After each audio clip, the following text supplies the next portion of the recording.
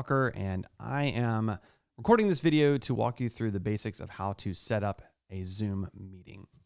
So let's assume that you are going to schedule a Zoom meeting. You're going to have a virtual meeting for your team, or perhaps you're going to do a virtual class. Let's assume that's going to be just a little bit in the future, and so we're going to schedule it. So let's click on schedule.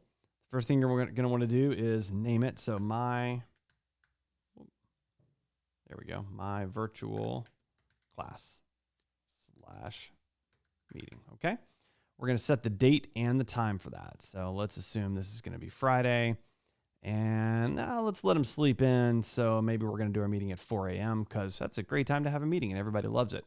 And it's going to last until not 12 p.m. That's a long time. It'll last till 5 a.m. So you can choose, is this a recurring meeting? So if you're going to have the same meeting at the same time, this is a great place to do that.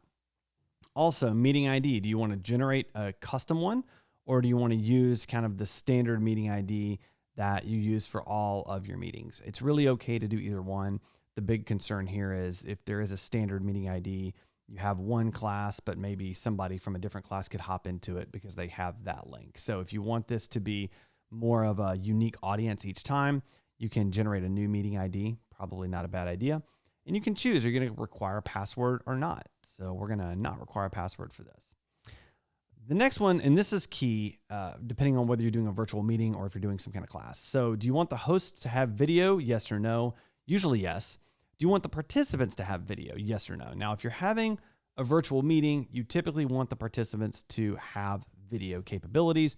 But if you're doing like a virtual classroom and there are kids and they're prone to maybe goofing off or being distracted by one another, you probably don't want to allow them to have video capabilities. So I'm going to go ahead and leave that off for the purposes of this tutorial. Next, we've got audio. Do you want them to come in just via telephone? Probably not. Do you want to offer only computer audio? Maybe. Or do you want to offer telephone and computer audio? That's probably going to be your best option. And then lastly, what kind of calendar invite are you going to send? Are you going to use iCal, Google Calendar, Outlook, or other calendars? I recommend Google Calendar because most people use Google these days that I'm aware of, and it seems to work really well. So that's what I use. And then there's a couple of advanced options as well. So do you want to enable a waiting room? For example, do you want to allow people to join the meeting before you as the host join the meeting and they can wait in a waiting room of sorts? Do you want to enable them to join the meeting, the actual meeting before the host, so they can actually hop into the meeting and dialogue and talk with one another before you, the host, show up?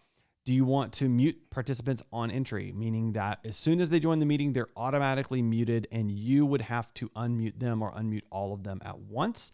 This gives you a little more control over things, though they could still hop into the chat and actually communicate a little bit there. And do you want to automatically record this meeting in order to be able to share it out later on? Of course, that would be your personal preference. If you're doing a class, it may be helpful to auto record so you don't forget. If you're doing just a regular old virtual meeting, probably not necessary. So those are the basics for how you would go about this. And of course, then you would schedule it. And when you schedule it, it will then be able to integrate with your calendar and you'll be able to invite people as well. So those are the basics of setting up your scheduled Zoom virtual meeting or classroom. If you have other questions or would like to connect with me, you can visit my website, adamjwalker.com. That's ADAMJWALKER.com. I would love to be a resource or connect with you there. And happy Zooming, everybody.